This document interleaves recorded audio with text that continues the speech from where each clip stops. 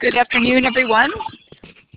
Welcome to the current, the North Central Region Water Network Speed Networking webinar series. I'm Rebecca Power, Interim Director of the North Central Region Water Network and your host for this webinar. The purpose of the current is to increase your access to excellent extension programming and research that hopefully will be useful to you in your own work. The format of the current is 4 10-minute presentations with questions and discussions at the end. And all the webinars are archived on our North Central Region Water Network website for your future viewing pleasure.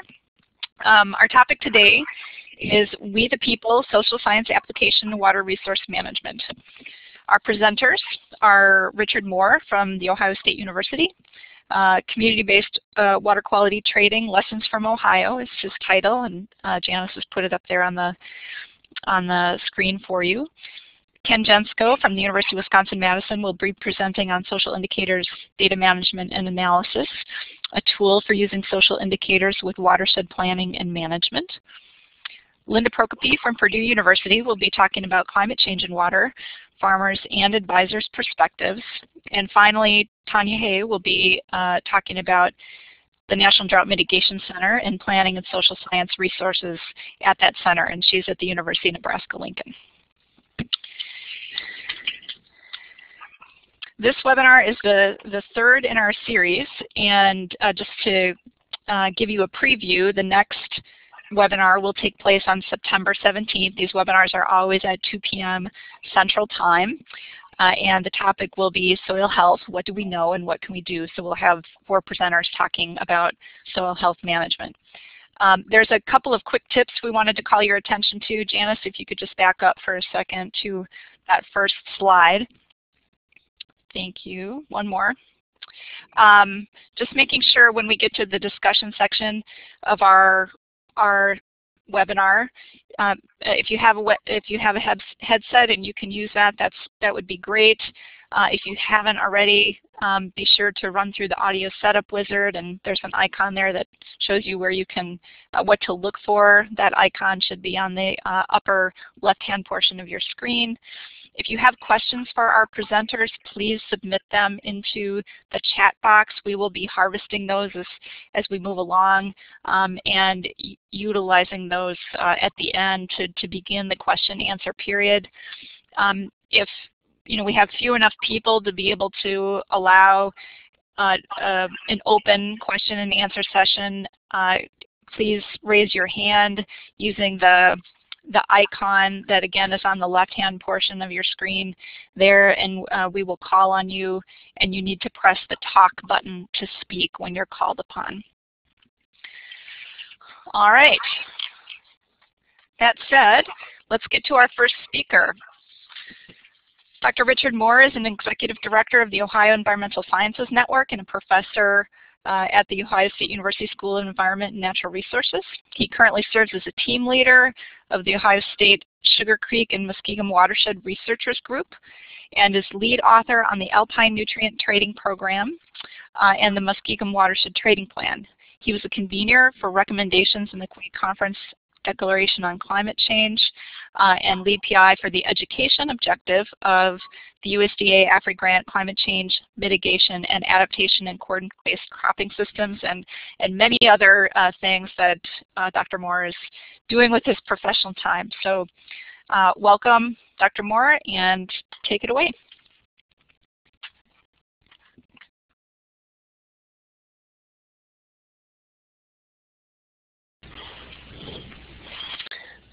We are not hearing you.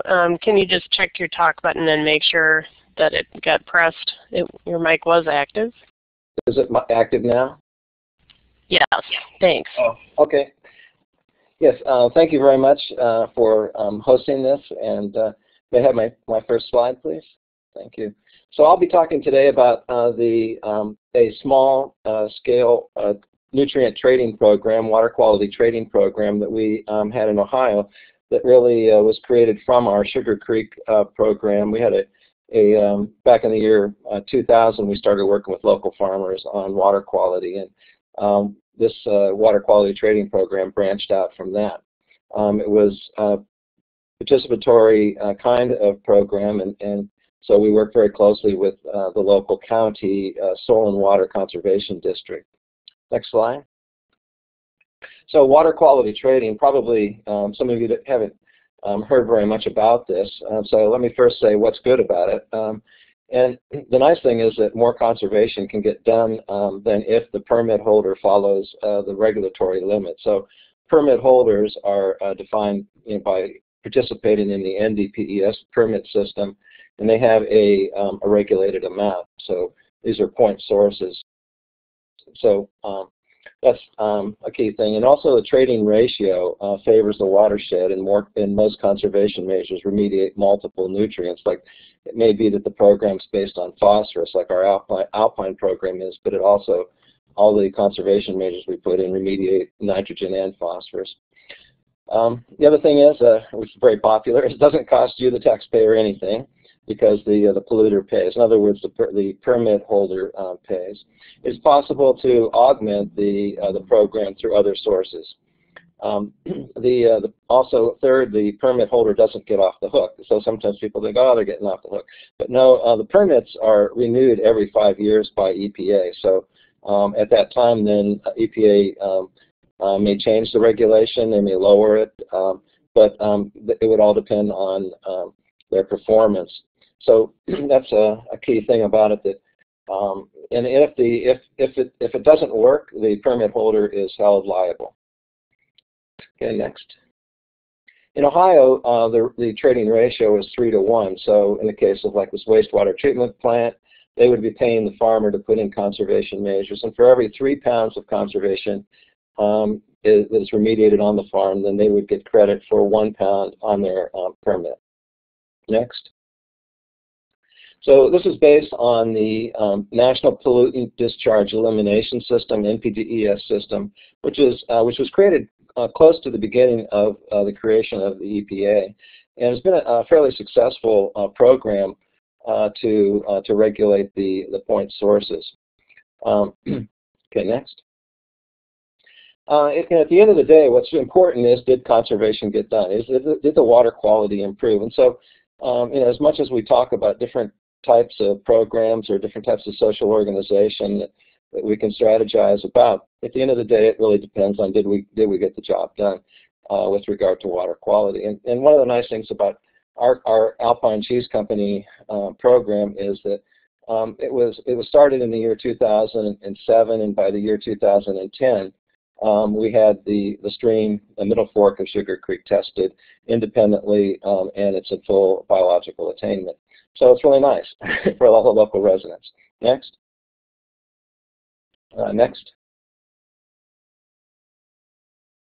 In Ohio, we have a number of different water quality trading programs that have been tried, and so it was part of it just because Ohio was a leader, an early adopter of different rules, trading program rules, and so we had a Muskegum watershed trading plan that we're part of, the Alpine nutrient trading plan,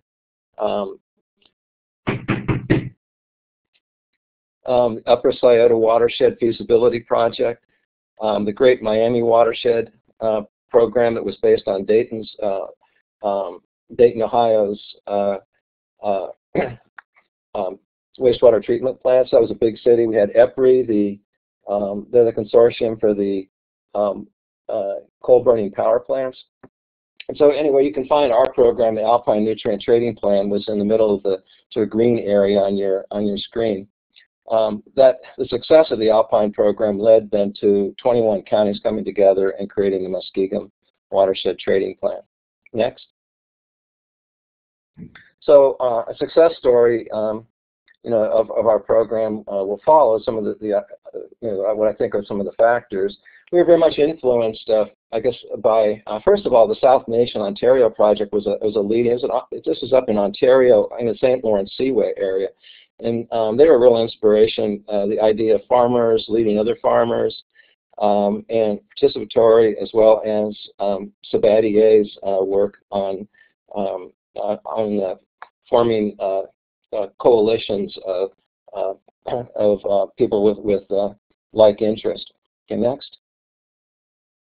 This is a picture of the cheese factory, and they make this kind of cheese. It's similar to Swiss cheese, Jarlsberg cheese.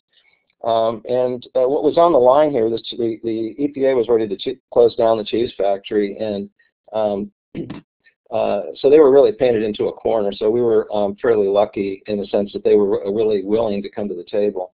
They had quite a problem. Their levels were over 200 parts per million, and they had to get down to 1, which is the Ohio regulation for phosphorus.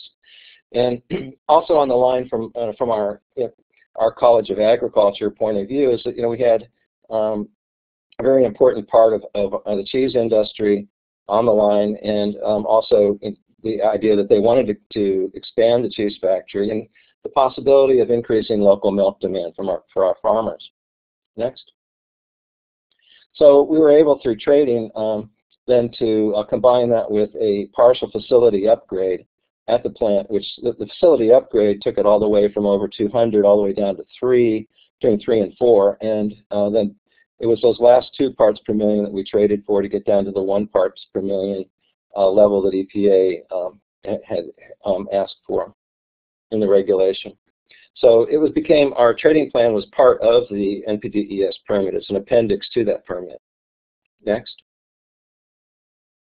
Some basic facts. It's a very small facility, 0.14 million gallons per day as far as the Alpine cheese factory's wastewater treatment.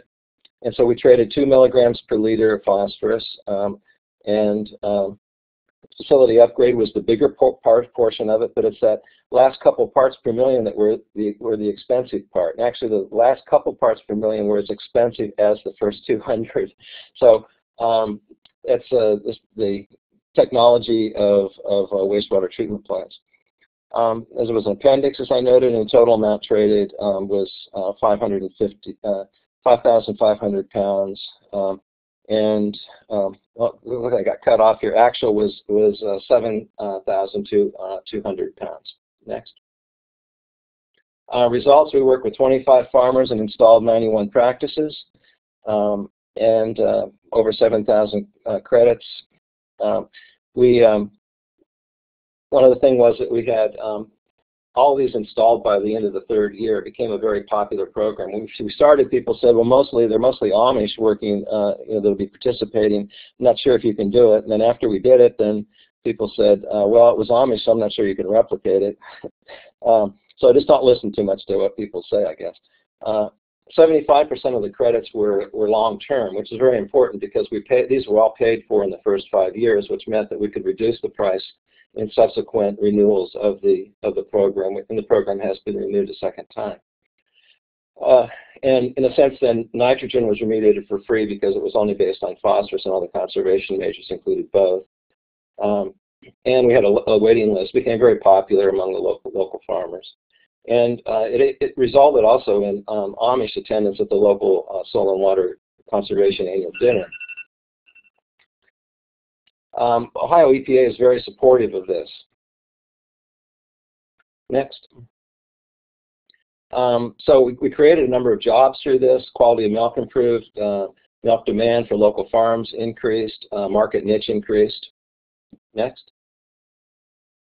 And it was been recognized by many groups. Probably the best thing was just that we got the local Friend of Conservation Award by the local Soil and Water District. Next. And why did it work so well? Part of it's because it's a small-scale facility. There was really high upgrade cost for small facilities compared to large ones. We think that the Soil and Water District, being the broker, was very popular and high level of trust. University participation was very neutral and authoritative. We took a headwaters approach, and conservation measures were very often related to the cheese factory. And then we added local jobs and improved the milk quality and herd health. Next. Because of the success of this, I was asked to testify to the House of Representatives this last spring, and I tried to come up with some points that would be common sense to maybe, and it was quite a challenge to get common sense in the House of Representatives, but I tried. So here they are. Next. common sense point number one, trading should focus on the headwaters. If you look at, things go downstream, it's just common sense that you start up in the headwaters and work down. Next. Common sense, another one is that we should focus on rain events, and most often trading programs as well as other conservation programs don't really recognize that, but that's the truth of nutrient being exported. Most happens during major rain events, and we need to change. Richard, if you could finish up in 30 seconds, that would be great. Okay. Sure. Common sense point two is that small wastewater treatment plant upgrades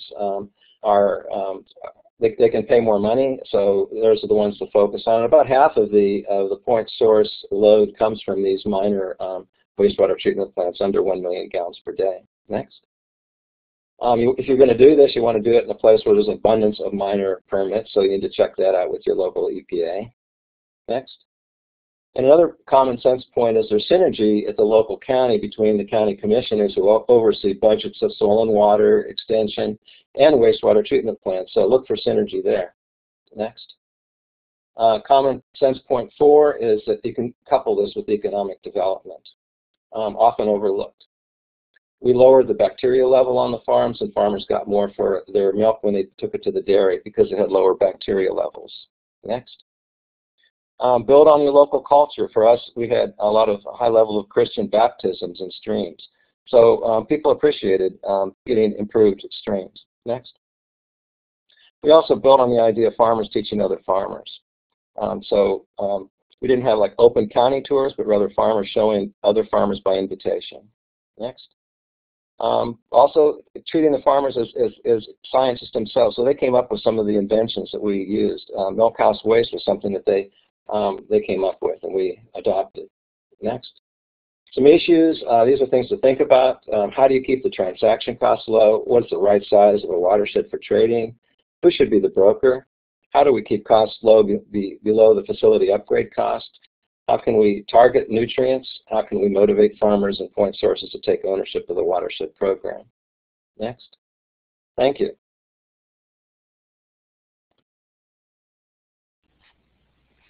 Great. Thank you, Richard. Okay, and we'll hold questions, but please, if you do have questions for Richard, all of our speakers will be around for the entire hour, so please put them in the chat box and we'll harvest them and use them after our three remaining speakers. So Ken Genskow is next. Ken is an associate professor at the University of Wisconsin-Madison Department of Urban and Regional Planning and a state extension specialist for environmental policy and planning, and particularly water resources. He also directs the University of Wisconsin Extension's Regional Natural Resources Program, overseeing 12 resource educators around the state of Wisconsin. Ken has degrees in engineering and planning from the University of Illinois and UW-Madison, and spent 3 years in the Peace Corps working in Nepal on water and urban development projects. Thanks, Ken. Thank you, Rebecca. Does my sound good? Sounds good. Good. Then I'll begin. I think I can drive this if I'm not mistaken. Yes. Oh, there we go. So thanks for the opportunity. It's really good to be able to talk about social sciences across the North Central region, and there's a lot of very good social science applied research and extension activity happening across this region. I know there are a number of many other good examples that we can draw on, and I hope this webinar and maybe future viewings of it can spark even more. So I'm going to focus on a project, as you see here, titled Social Indicators Data Management and Analysis, SIDMA for short, which is an online tool for applying social indicators to watershed planning and management. And just as quick background, this project emerged over 10 years ago now. It is an online system for collecting and using social data for a host of non-point source water quality management efforts, urban and agricultural, including some rural non-farm use. And it came together out of a joint interest in improving planning and evaluation of those non-point source efforts by adding a human dimensions or social science component. And this was really a mutual interest between US EPA Region 5, their non-point source program, and the Great Lakes Regional Water Program at the time through CSREES and then later through NIFA. And the project really came together as a partnership with many actors, primarily US EPA Region 5, the water quality agencies, the lead water quality agencies across Region 5, which are listed there, and then the land-grant universities across the region, which were all partners in the Great Lakes Regional Water Program. And the program itself and the project became publicly available last spring. It's now available nationwide. We even have some participants from Canada and Australia, I think, in the ranks. So in keeping with the speed focus of the SPEED networks, I'm going to just quickly go through some more of the project origins, talk about those two acronyms that you see there, SIPES and SIDMA, which I just explained, and then talk about how to learn more. This is really an introduction to this project.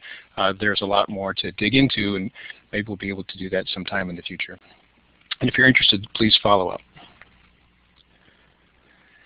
So the process, as I mentioned, I guess the origins were more than 10 years ago, but we really started in earnest in 2005 with a project team that really began talking about what are social indicators and how can we focus on social science and human dimension issues of non-point source projects. Throughout 2005 and 2006, we engaged a lot of stakeholders working on those issues across the Great Lakes region, which really stretches from Minnesota down to Ohio, holding meetings in each of those states and input sessions. And we compiled various lists of possible indicators, finally honing that down to a manageable list late in 2006, further refining that and putting those indicators into operational measures, which we then tested for the following several years, up really through 2011 and beyond, where we continued to analyze and refine the results, and then to build the system around allowing other projects to be able to use the indicators and the measures. For more details, you can see an article there listed that Linda Prokopy, the next speaker, and I pulled together that summarizes that process. Early on in that process, we realized that we needed a clear way of talking about what we were trying to do with social indicators and how they fit into non-point source management overall, and specifically the management of individual projects and how those projects fit together at a state and regional level.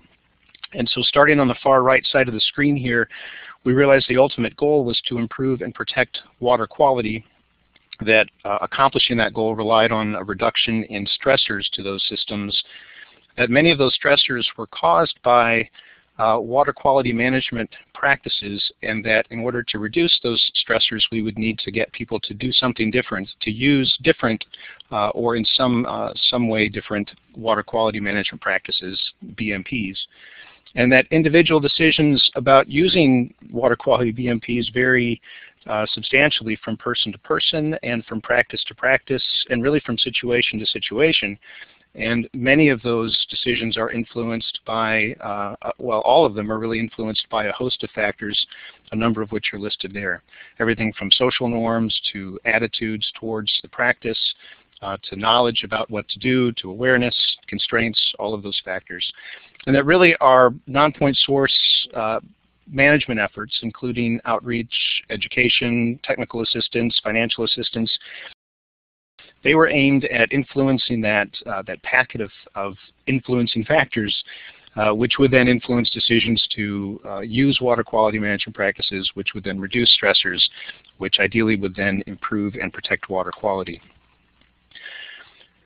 So fitting that in with what the non-point source projects were, how they were managing and evaluating their efforts at the time, as you can see on the far left there, they were already thinking about how to plan and evaluate their administrative aspects of their projects, the program activities that they do, and on the far right side they were taking environmental measures to plan and evaluate the environmental indicators. But this middle section, the broad social indicator part, was what we were trying to fill. So through that process, we landed on those 5 categories of social indicators, with each with specific goals and specific indicators that would help a project fill that gap. Along with those indicators, we suggested a number of other kinds of data that would be important for both planning and managing and evaluating a project, and also a host of supplemental indicators that weren't part of this core group, but that could be very helpful for future work. And one theme that we landed on early that is reflected throughout the literature is the importance of targeting and really focusing efforts where they matter the most and where they have the highest benefit for environmental return.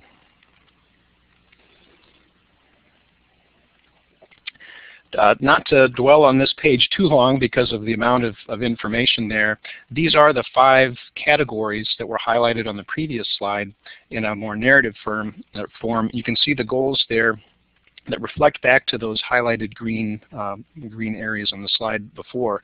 And these are the kinds of things that we then developed measures to track. So for example, increasing the target audience awareness is the goal. The specific outcome we were trying to accomplish there was really increase their awareness of relevant technical issues or recommended practices in those critical areas, and then multiple indicators that we could use to track whether or not that happened. And you can see that that's true across the board. Again, this is just an introduction, so I won't be able to go through each one of these, but there's the overview. One of the acronyms I threw up on that introductory slide was SIPES, which is what we refer to for the whole system that we created, the Social Indicators for Planning and Evaluation System. Again, highlighting critical areas and target audiences that influence action in those areas, allowing projects to work, allowing, I guess, a variety of conservation partners to work at a project level or an individual watershed, and that then provide consistent survey questions and data collection protocols that can be used across multiple projects and compared over time, either within the same project or across projects. These are the steps involved in the process to do those things. It begins at the top with a review of existing information about a watershed. After certain physical information is known and where the key non-point problems are and what is influencing them, then this process kicks in with a collection of survey data, followed by a clear definition of intended social outcomes for the project. Step 4, monitoring results throughout the implementation of a project, and then coming back at the end of a project for steps 5, 6, and 7, which can then cycle for ongoing kinds of efforts. We discovered early on that it's very important to focus on these 4 questions before using our system. And in some cases, the system that we developed is not right for projects that are just beginning, because we realize at first they really need to know what specific problems they're trying to address, what are those critical areas that allow for targeting, that contribute to the problem, who are the audiences that are influencing the problem, and what actions do you want them to take.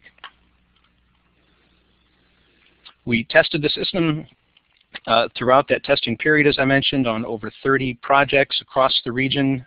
We found generally that the data were useful, as reported back from the projects, that the benefits of doing the survey and using the system exceeded the costs, and in general the costs were less than $10,000 for doing a survey. The surveys were completed both by project staff and under contract, either with universities or others, and that the tool, the online tool, was particularly helpful, and that the timing of when they did the project made a big difference, specifically recognizing that it was important to first answer those previous 4 questions. Just wrapping up here, I'll highlight some materials that we've developed so that projects can learn more about this and implement it in their watersheds. The first is this handbook, the Social Indicator, or the SIPES Non-Point Source Management Handbook, that lists those various steps, talks about how to access SIDMA. It includes information on surveys, sampling, administering a survey, and really going through the full process. I think the centerpiece of the project, really the way that allows it to be used by multiple projects, other projects, is the SIDMA tool. There's a website here, and that's the introductory page, which has its own instructional information, allows users to create and edit a survey, to use a web link for that survey, to allow online data entry, or to download and print it for mailing, and then do whatever you would like to do with data, enter them, view them, and download them for further statistical analysis. It also allows users to compare data over time and with other projects so they can get a sense of differences either that they've brought about or differences with other projects.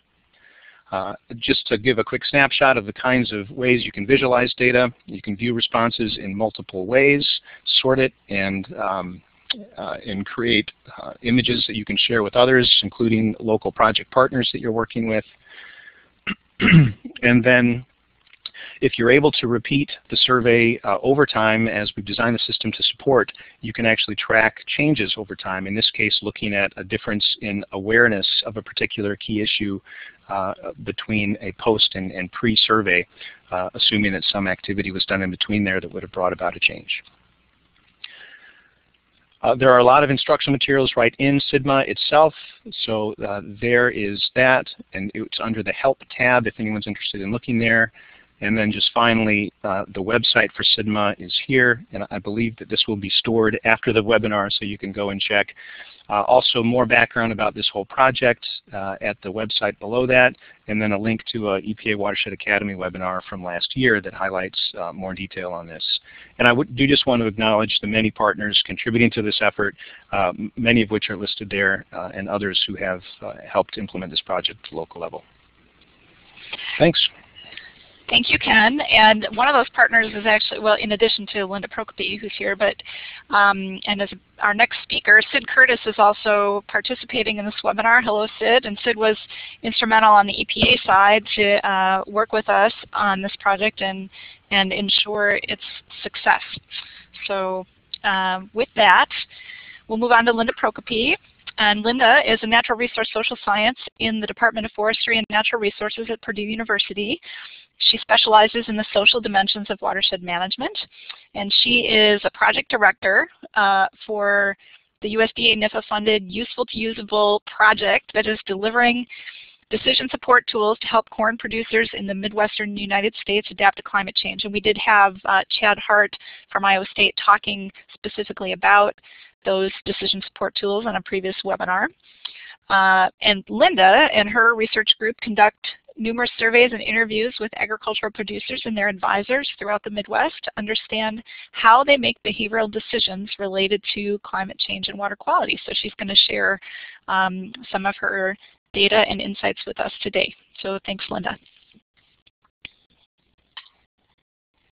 Okay, there we go. So thank you, Rebecca, and I feel like the world of social scientists in the North Central region is a little bit incestuous because I've worked with, I think, everybody who's talking on this webinar, and half the people who are listening. So hopefully folks still can learn something here as I talk.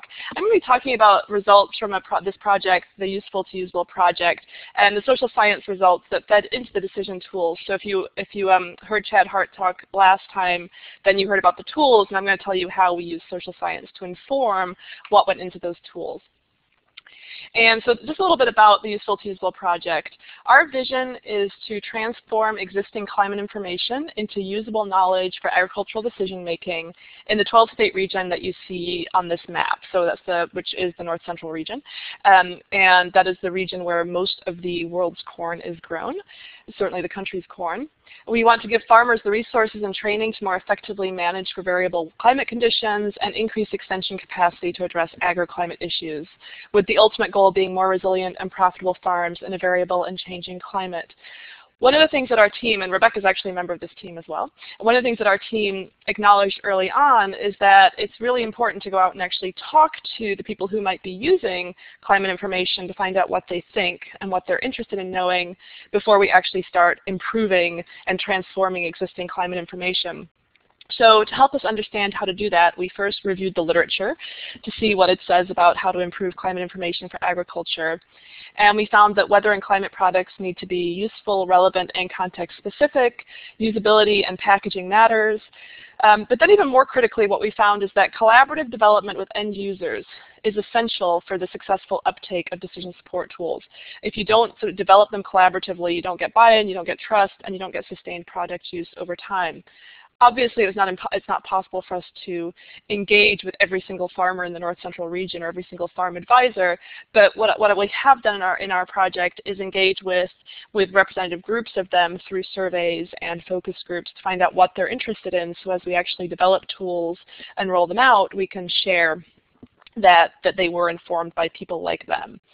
And the other thing that we learned from our literature review is that a lot of work has been done to understand what makes climate information usable to farmers, but very little work has been done to understand the role of agricultural advisors. And we know that increasingly, ag advisors are often the ones actually making decisions that impact the land. And so we need to understand their interests and needs as well as farmers' interests and needs.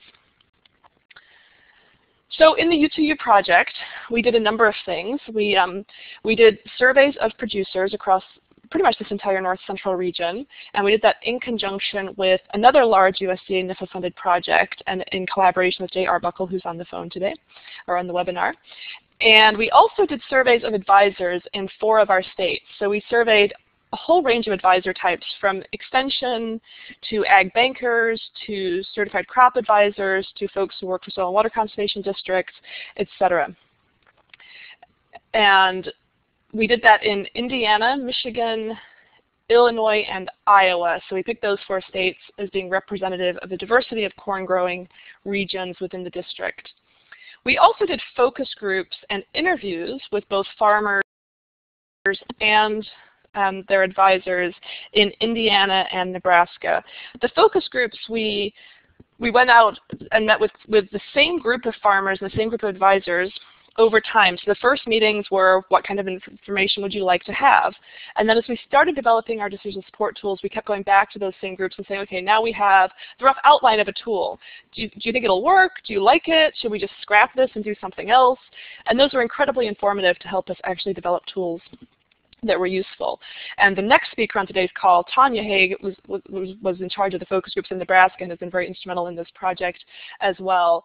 We've also been doing interviews with advisors in those 2 states about their attitudes and beliefs about climate change, what they think about the drought in 2012, etc. So we have, I'm not presenting any of that data today, but not presenting very much data today at all in 10 minutes, but more giving you a sample of the kinds of things that we've done. And then we've also done a network analysis in one of the watersheds in Michigan to understand who farmers are talking to get their information in general, but more specifically who they're talking to get climate information. And that work was led by Maria Lemos at the University of Michigan. All right, so let's talk about some data. All right, so this slide is a result. We asked people on the survey if they were concerned about different types of climate-related impacts. And the blue bars are the percent of farmers or producers who are concerned, and the red bars are advisors. And we start to see here the real relationship between water and climate. So some of the things that people are most concerned about: droughts were a great concern. These surveys were actually conducted before the big drought of 2012, and yet we see that droughts were already one of the major sources of concern. Increased soil erosion, a big source of concern. Increased nutrient loss, more frequent extreme rains, more saturated soils, and increased flooding, all of concern to both producers and advisors. And so we can't only focus on climate without also looking at the role of water. But what we found in these surveys is that while people are concerned, they're not using available climate information. So what you see here, again, the blue bars are producers, the orange bars are advisors. What you see is this is a range from historical weather data all the way through to future climate outlooks. In the middle of the bar, so if you look just at the blue bars, you see a nice bell curve, where the center of the bell curve is focused on current weather conditions and 1 to 7 day forecasts. That's the farmers need to know what the weather is going to be like today, what it's going to be like tomorrow. Can they get out? Can they plant? Can they harvest? That makes a lot of sense. We see advisors, however, with a longer term outlook. So more advisors are looking at historical weather trends, and more advisors are looking at monthly or seasonal outlooks and annual or longer term outlooks. But we still think that there's a huge potential there to get more of this historical and future climate information being used in the Midwest for the benefit of the corn and all of us. All right, so another thing we looked at were climate change beliefs, and we found that they are quite diverse. We used the 5-point question that was originally used by Jay Arbuckle in the Iowa Farm Poll, And what you see here is that the farmers, 8% of them think that climate change is occurring and caused mostly by human activities. 33% say it's occurring caused equally by natural changes in the environment and human activities. So a total of 41% of farmers who agree that climate change is happening and that there's some level of human impact on climate change. And they have 25% who say climate change is occurring, but it's mostly natural. And then a full 31% who say there's not sufficient evidence to know with certainty whether climate change is occurring or not, and 4% who say climate change is not occurring. And if we look at the advisors, what we see with the advisors is more of the advisors are likely to believe that climate change is occurring and caused mostly by human activities, and fewer of them are skeptics or deniers about climate change. But if we look at the scientists, so for example, if you look at, we surveyed our own team, the U2U team, and what we found on the U2U team is that all of us believe that climate change is occurring, and only 3% of us deny a human role in that climate change. So it's really important as we're communicating with both farmers and advisors on climate that we understand that we, the scientists, are not like the people we're trying to communicate with, and that we take that into consideration in our messaging. I'm just going to point out, I put on the bottom of a lot of these slides where some of this data is published. And if you can't access those documents, feel free to send me an email, and I'd be happy to send you any articles that you'd like to see if you'd like to see some more of the data. So this slide shows who influences the farmers. So this was a question asked of the farmer. Please indicate how influential the following groups and individuals are when you make decisions about agricultural practices and strategies. It's arranged with the most influential groups on the left, the least influential on the right. And what you see is the most influential groups are family, who we don't really expect to influence with our project, and then the chemical dealers and seed dealers. And so we think it's really important to try and be focusing on chemical and seed dealers and even the private consultants as we're trying to do messaging about climate and water. Way down the list, we have extension. So a full 40% of the farmers who responded to our survey said they either have no contact with extension or they are not directly influenced by extension. That's a really high percentage, and one of the things that we're arguing in some of our more recent work is that a key role for extension is to be directly disseminating the information to the private consultants and the dealers who are the ones who are reaching the farmers. And we think that approach will work because, as this slide shows, we asked the ag advisors who they trust for climate information, and this chart excludes non-extension, excludes extensions. It's all the ag advisors who are not extension. And what you see here is that these non-extension ag advisors greatly trust extension, followed by scientists. So that's really important information for extension, that they are trusted. And sorry, there's no legend on this chart, which I noticed right before the call. The blue and the green are greatly trust and somewhat trust, and then orange and red are distrust. So just to wrap up, climate change and water issues are intrinsically related. There's a need for usable climate information to support Midwest ag. It's important that we understand climate change beliefs because there's a significant relationship, and I didn't present that data because there wasn't time, but there's a significant relationship between climate change beliefs, and pretty much every other question on both our farmer survey and our advisor survey. Climate change beliefs influence perceived climate risks, willingness to use climate information, risk management, adaptation beliefs, and trusted information sources. Thank you.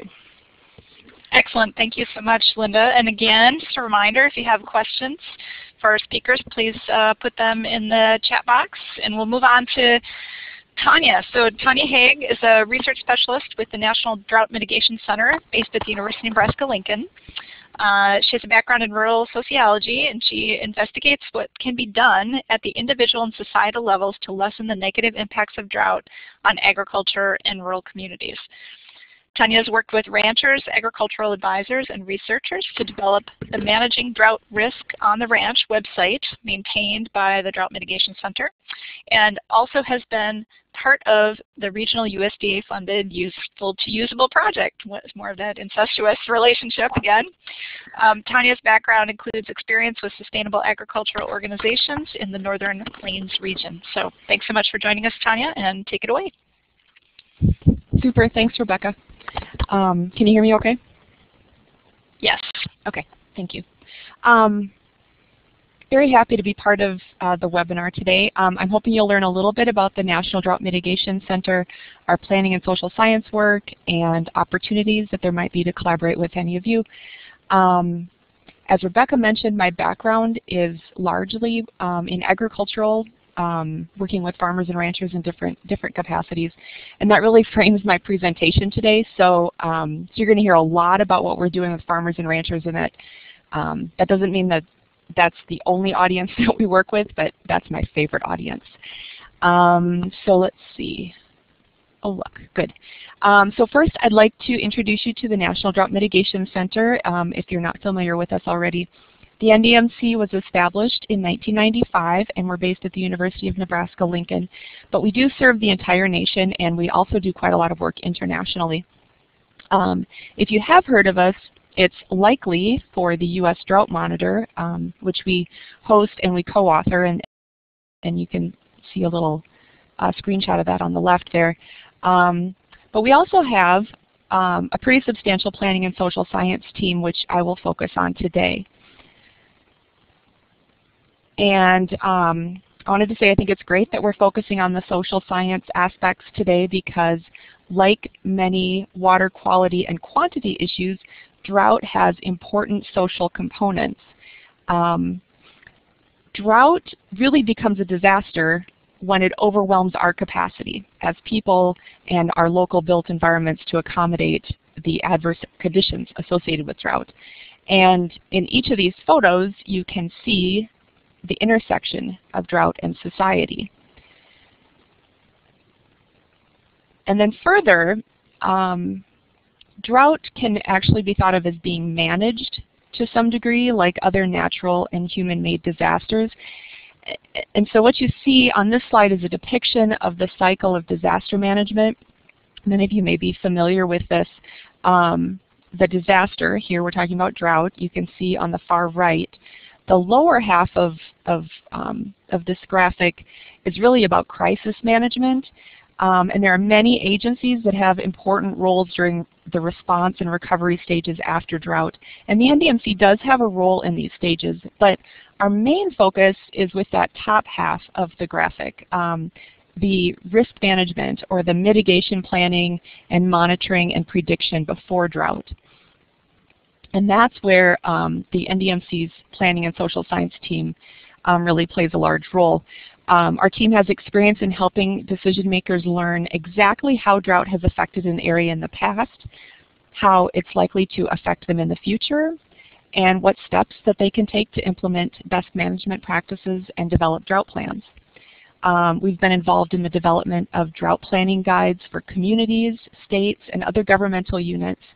And we've also done quite a lot working with drought management at the agricultural level, and that's what I'm going to be mostly focused on. So drought in agriculture. Drought, as you all know, has serious impacts to the agricultural sector. It can lead to crop losses, reduction in grazing capacity, groundwater depletion, loss of topsoil through wind erosion, long-term damages to rangelands, including changed plant compositions and degraded hydrologic condition of rangelands, as well as income losses, mental health issues, and loss of community capital. And many farmers and ranchers believe that there's not a lot you can really do to control the impacts of drought. It's just something that happens to you. But through two recent NDMC studies, we've been working with farmers and ranchers across the Great Plains who believe that what they do before drought affects how drought impacts them. And so one of the things we did earlier around 2005 was we surveyed and interviewed Nebraska producers who self-identified as sustainable agriculture producers. They were members of a number of different sustainable agriculture organizations in the state. We surveyed them following the multi-year drought of 1999 to 2005 to learn about how they thought their management practices were helpful in minimizing drought impacts. And what we learned in that study really led us to follow up with interviews with ranchers and range advisors across the Great Plains to learn more about their strategies for minimizing drought impacts in their operations. And so that was a series of very in-depth interviews that we did with ranchers. You can see quite a few of the locations starred on the map there across the Great Plains. and pictures of some of our collaborating ranchers that we've worked with, including Jim Falstick in South Dakota, Cal Adams in Kansas, and Lynn Myers in Nebraska. And these folks are really critical to the development of the project that I'm talking about today. So what we learned from these interviews is while everybody's situation is different, there are many commonalities among the ranchers that we talked to. And the three biggies that we heard over and over again were, one, that ranchers were very concerned about maximizing the health and flexibility of their operations before drought. They may do that through grazing management, investments in water systems and ponds, or diversifying their sources of income. Two, that they were very focused on monitoring the health of their ranch resources as well as precipitation, so they could track how their management was affecting their operation, and so that they could also know very early on when drought was becoming a problem in their operation. And then three, very critical, was having a drought plan, or a set of decision rules that they would implement on specific dates when they saw drought conditions appear. And the drought plan we found very interesting. These ranchers really believed that planning was the key to gaining a bit of control, at least, over drought. And on the right, you can see, it's very fuzzy, I apologize about that, a sample drought plan by Ted Alexander in south central Kansas.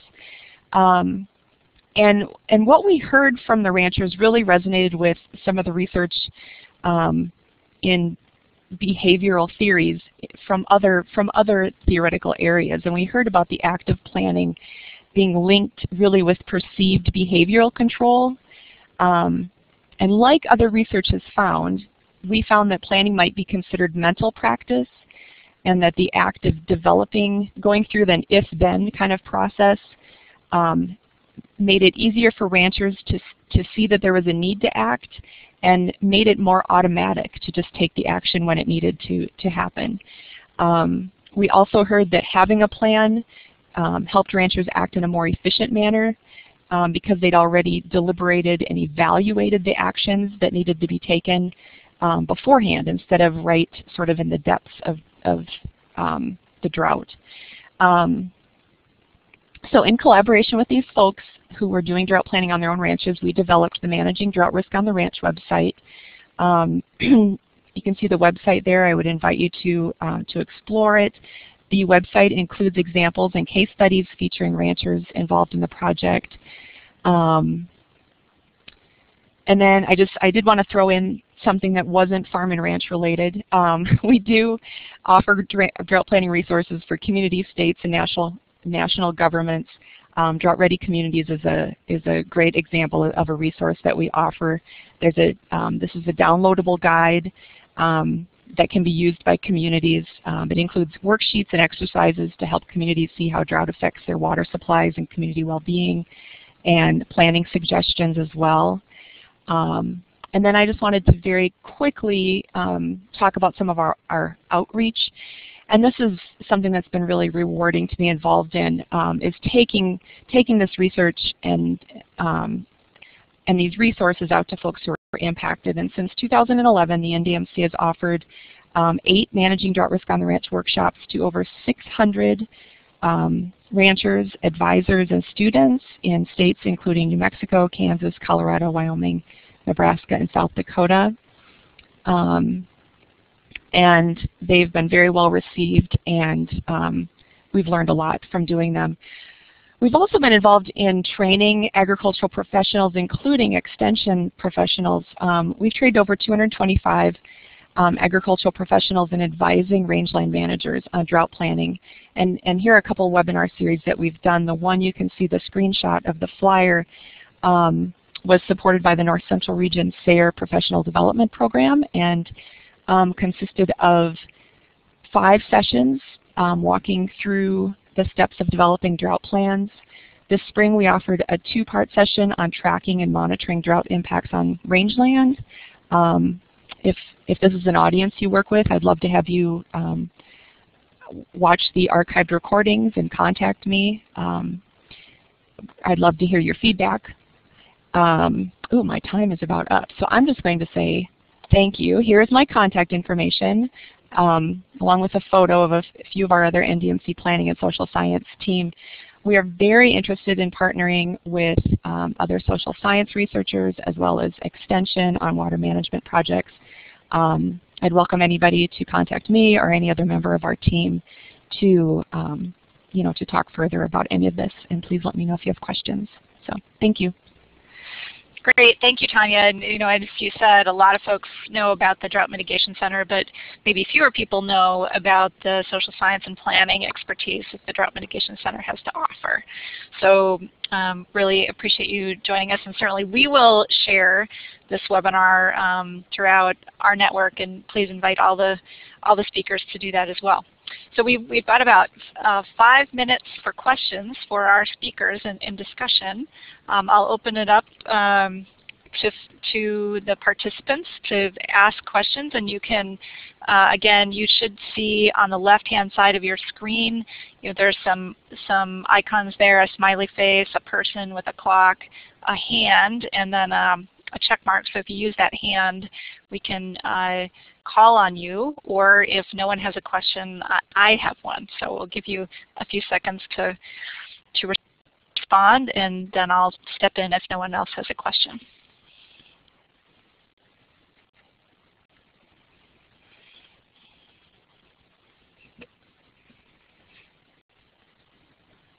Okay, well then I had a question related to the targeting topic that was covered in a couple of presentations. And one of the things I've noticed in conferences that I've been to and in papers and other conversations has been a focus on the environmental component of targeting, looking at where the pollutant, what's the pollutant, where's the pollutant coming from.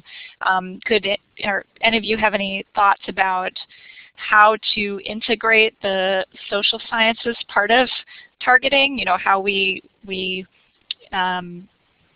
integrate the environmental component of targeting and the human dimension component of targeting. This is Richard.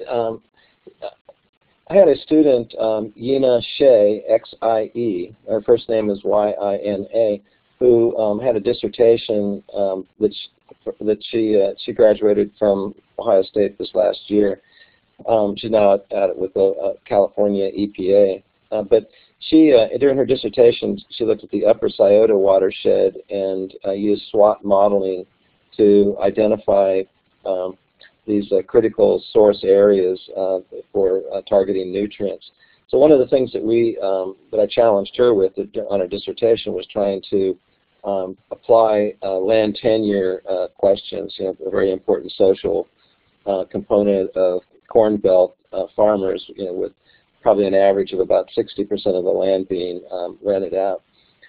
So she was able to, in her dissertation, so somebody can, if you look at that, you can find some of the work. So she coupled that with a social survey to try to come up with ways that she could incorporate that into a SWOT model. Thank you, Richard. And if you would be willing to just write that reference in the chat box, her name, and sure. And that would be great so people can see that. Okay. Any others? Yes, Bonnie, go ahead. Hi, can you hear me? Yes, we can. Go ahead. Okay, great. Thanks for letting me tune in. I'm a graduate student at Michigan State University, and I think my question is for Linda, but anybody can feel free to chime in. I've been thinking a lot about irrigation and how producers make decisions about using groundwater for irrigating, and regulating the groundwater, and those things are different across our whole region. But I was wondering, just sort of in a broad sense, if Linda, if you've thought about or talked with producers about, one way to adapt to climate change is to irrigate, but at the same time, the more you irrigate, maybe the less sustainable the resource is. So I was wondering if you could just talk about that, if that's something you've run into. Well, no, I think you're absolutely right, Bonnie. I think it's a critically important region, actually, in the eastern part of the Corn Belt now, with the number of wells that are going in for irrigation, and what that means. We're having issues here in Indiana with farmland that never used to be irrigated, drawing down wells for municipalities, and people not having drinking water.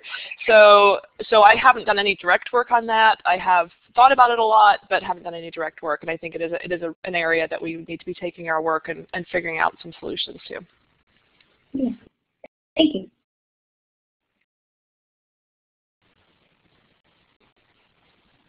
Okay, any final questions? We're at the end of our time, so I won't take another question. I will thank everyone for joining us, and again say that we will post the this webinar on the North Central Region Water Network website, and that is right here at the bottom of the last page. Our next webinar again is September 17th at 2 p.m. Central Time about soil health, and then you'll see the remaining webinars in our series that are scheduled for the year. So please join us for future webinars if they fit your interest, or please share the fact that these webinars are occurring and that they are posted on the North Central Region Water Network website. Have a good afternoon, and thanks very much.